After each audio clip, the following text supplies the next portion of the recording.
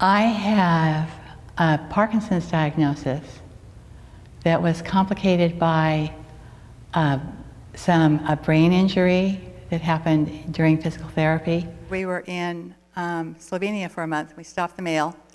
We came home, and you know how you go through and sort the mail? Well, there was this package from Amazon. We opened it up, and there was a book inside. I was like, "Did you order this book?" My husband, "No." "You ordered that book?" "No." It was a really odd title. It was called "You Are the Placebo." I thought, hey, my future self is pretty good, huh? I thought, "You Are the Placebo?" Huh, interesting title. Set it aside. And then I just thumbed through it because, you know, you need to know what to recycle.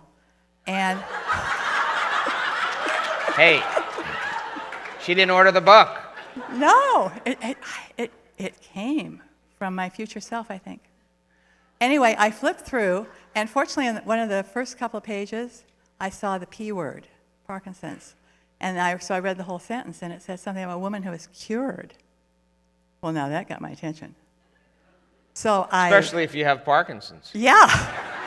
So I read this book, and it was fascinating. So I kept reading it, and I went to my naturopath because immediately upon being diagnosed, I got myself a naturopath.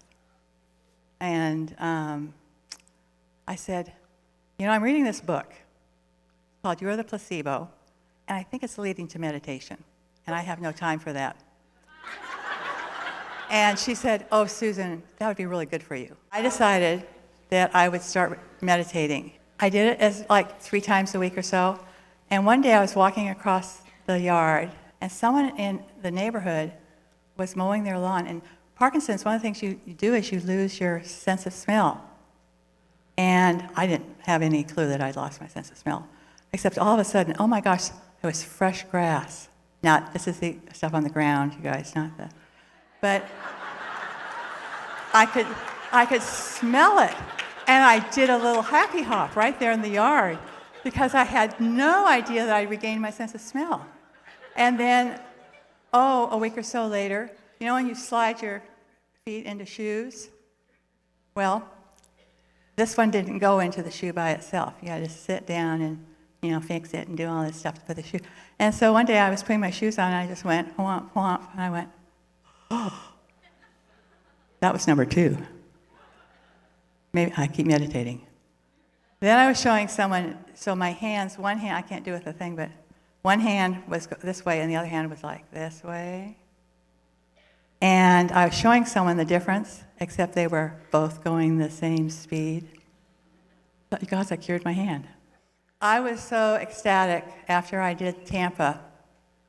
I was 98% healed on the walking meditation. Blew me away. It was amazing. And so I went to Dr. Krob for my yearly now, and he said, you know, you have a progressive disease. It has not progressed, so just keep doing what you're doing. Okay. And then in the middle, we went to the Oregon coast, and I had a pedicure and passed out from the heat of the pedicure. I was dehydrated, so I was thrown in an ambulance and jostled around again, so all the damage was worse.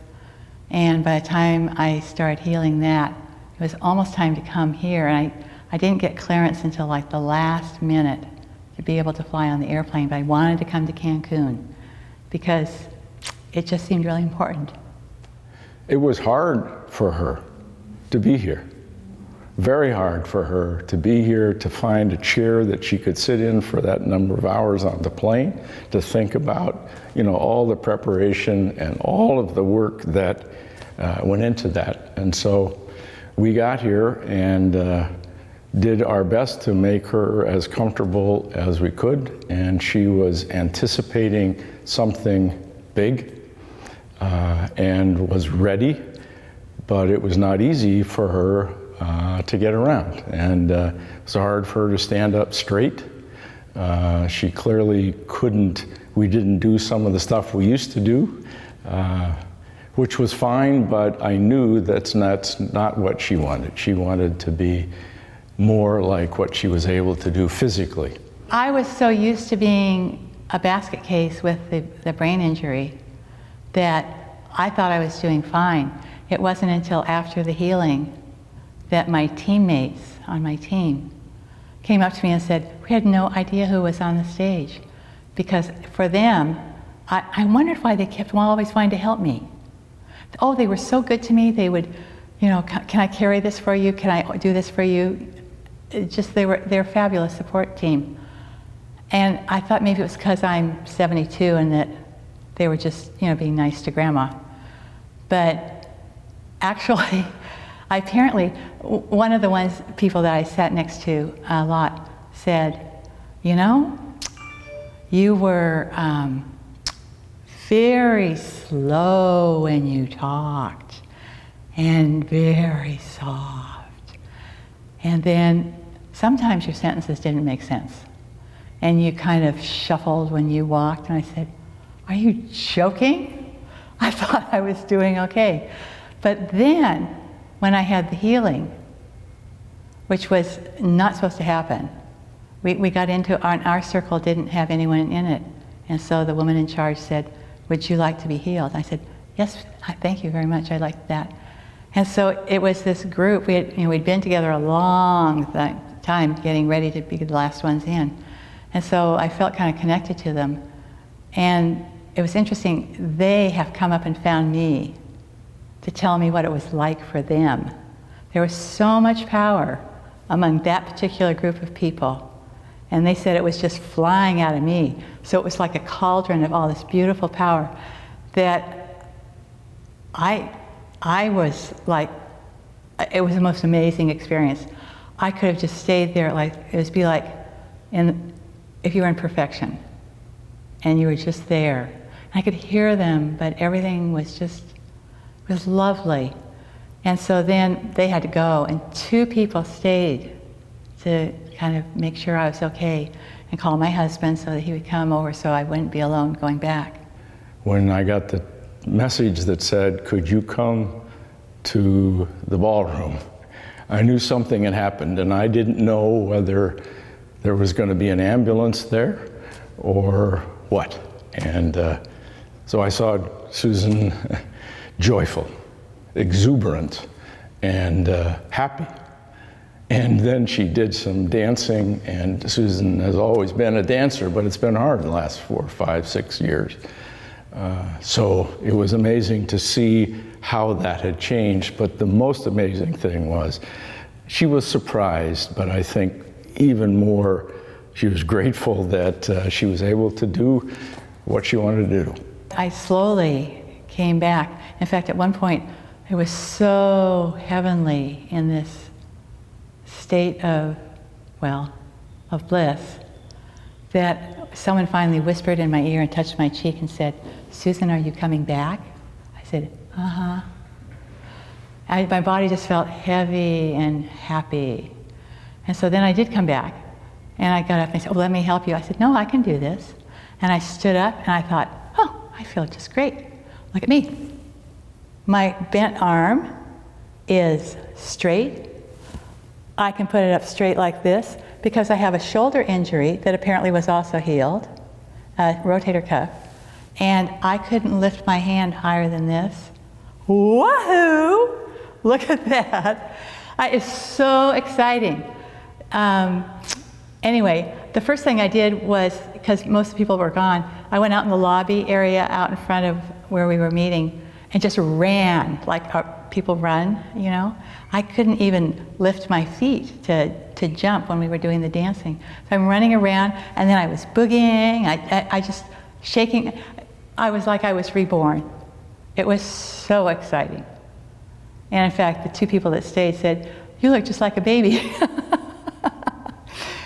Everything was fresh and new and wonderful. Where's Susan's group? Over there? Now, you saw her when she started this event, and we could say, like a dimmer switch, life force was turned down. Parkinson's slows down life force in the body, so movements are slow, expressions are slow, body is struggling, and many times people with Parkinson's, they don't even aware that they're not even aware that they have certain symptoms because they can't feel that much. There's a lot that's turned down. So This woman is excited because she can express herself. Do you understand what I'm talking about? Am I right? Like she came back to life, you know. She was in the womb. She was in the egg. She was getting ready to be born again.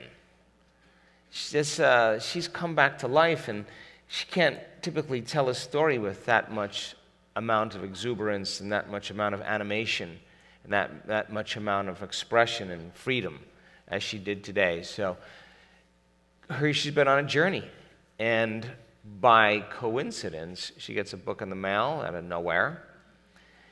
And, you know, she goes on this journey, and you know, God bless her, because she didn't always accept, believe, and surrender to information without analysis.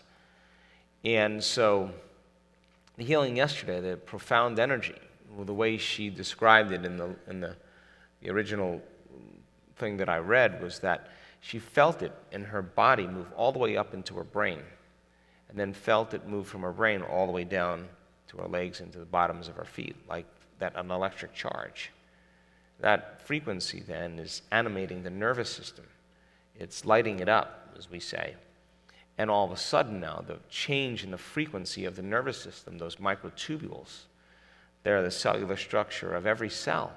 The microtubules start vibrating at a faster frequency, and now the nervous system can process a greater energy, a greater frequency, and anything that's incoherent or out of balance begins to change. And we could say that certain genes upregulate to express a greater level of health, and certain genes downregulate to express the disease. And all of a sudden, you see a change like that. So she's happy because she's more awake. She's more in her body. She's more alive.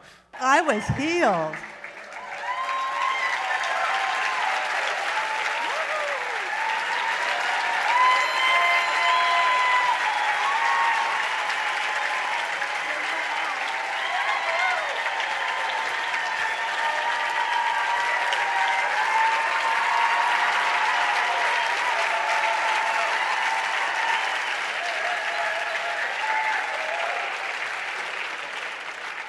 Sorry, it's really fun. No, babe, it's your moment. I want you to remember this for the rest of your life.